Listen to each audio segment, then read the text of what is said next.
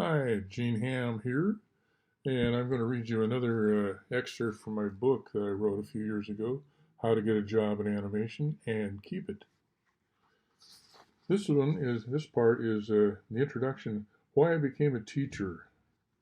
And here is the picture of the chapter. This book will give you This book will give you important information on how to make a living in the field of animation, whether you work at a studio or work for yourself. I have done both, and the work is full of personal stories of life in the studios and how I won and lost jobs. You can learn from my example how to get a job. You can also learn from my example what not to do. I've had successes and I've made big mistakes. It might be less painful to learn from my mistakes than to learn from your own. I've had two simultaneous careers. I've worked in the animation industry and I've taught animation. Both careers began at the same time. At first, I taught others what I knew from reading books and observing other animators. Then, as I gained more experience in the animation industry, whatever I learned, I immediately passed on to others. I continue to learn. I will never stop learning until I die, and possibly not even then. I was drawing comics from the time I could hold a pencil. I wanted to be like Walt Disney when I grew up. Being a teacher came later. In public school, I had the world's worst teachers. I grew up in Seaside, Oregon, a small logging town. Everyone was expected to grow up to become a logger, so the town really didn't think anyone needed much of an education. Many people who were born in Seaside lived all their life there and died there. I wasn't interested in logging. The only log I was interested in was a pencil. I watched TV and wanted to make stories like I saw there. I wanted someday to be in the world that I saw on TV. I was always in the library reading everything I could about the outside world. I learned the fundamentals of animation by watching the Woody Woodpecker TV show. In the middle of each episode, Walter Lantz would visit a department in his animation studio and explain how a certain process worked. It would be 10 years until I could buy a movie camera and experiment with what I'd learned. My father wasn't formally educated. He had to drop out of school in the 7th grade to get a job so his family could eat. What he lacked in the diploma, he made up in street smarts. Our house was filled with books. My father would answer any question of mine as best he could. If he didn't know the answer, he would drive me in his old van down to the library where he could find the answers. I began to question my teachers. They didn't appreciate questions. I remember in the 7th grade, it was 1962, around the time of the Cuban Missile Crisis, when we were on the verge of starting a nuclear war with Russia. It was a very paranoid time. You'd wake up in the middle of the night if you heard a jet flying over, thinking, this is it. We were studying World War II in school. The teachers told us that we were fighting the Russians in World War II. I raised my hand and asked, weren't we fighting the Germans in World War II? Weren't the Russians on our side? The look on her face was as if she had metamorphosized into Joseph McCarthy. She accused, the Russians were our enemy. Who's been telling you these things?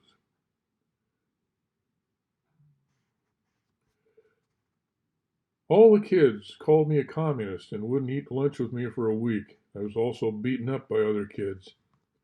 Every time I questioned a teacher about something, I was told it was going on my permanent record. I kept wondering what they had on me since I hadn't done anything.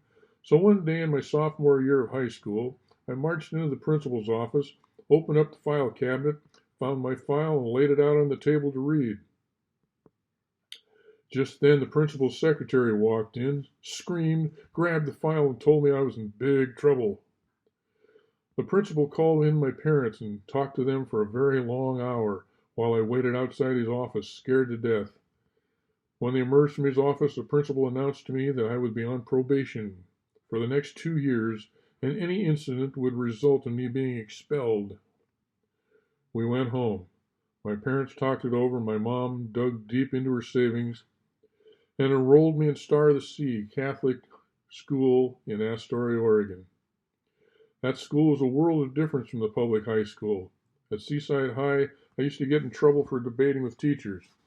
At Star of the Sea, they had religious classes and philosophy classes where they encouraged debate. I would get in trouble at Seaside High for drawing comics in school. At Star of the Sea, the English teacher would give me extra credit for story writing when I'd show her my comics. When I wrote songs, I received extra credit from the English teacher for the lyrics and from the music teacher for the tune. Whatever talents you had were encouraged at the Catholic school. They called it your vocation. I could clearly see the difference between a bad teacher and a good one. I remember one time at Seaside High, I acquired a Super 8 camera, and I wanted to make a science fiction movie. Star Trek and the Invaders fascinated me. The transporter effect on Star Trek was amazing.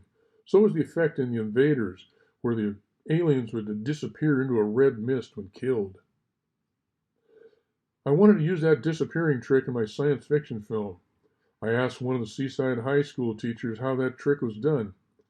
He didn't know, but would never admit it, so he said, why don't you just have two people talking?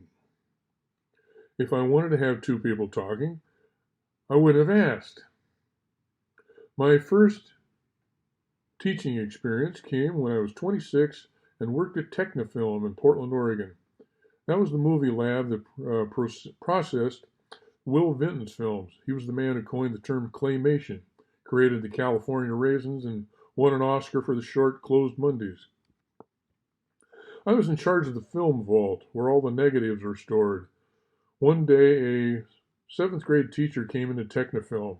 It was 1977, and Star Wars and Close Encounters had changed the face of special effects and filmmaking in general. She was teaching her students a film class, and her students had been bugging her with questions about how the special effects were accomplished. She wanted to know if anyone in the film lab could come to the school for 2 days and explain special effects to her students while they made films. The secretary, who was the daughter of the owner of the film lab, recommended me. Technifilm was kind enough to pay me to go to the school to foster good relations in the community. I was up at the chalkboard at the front of the room, and the first question was from two boys who were sitting together in the back of the room. If their arms were raised any higher, they would have disconnected from their shoulder sockets. As I acknowledged them, they blurted out, we want to have a flock of flying saucers attacking the city with ray guns, and the army comes and shoots them out of the sky, and they all blow up. How do you do that? I could immediately hear a tape playing in my head of my old high school teacher saying, why don't you just have two people talking? Before I actually repeated that phrase out loud to these kids, I thought to myself, I don't want to screw these kids up like my teachers tried to screw me up. I looked at them and I gave my first lesson. There are several ways you can do this scene. You need to break it up into a few shots, and you can use different techniques for each shot. I drew illustrations on the chalkboard as I talked. The city can be a matte painting. The flying saucers will be miniatures you can build.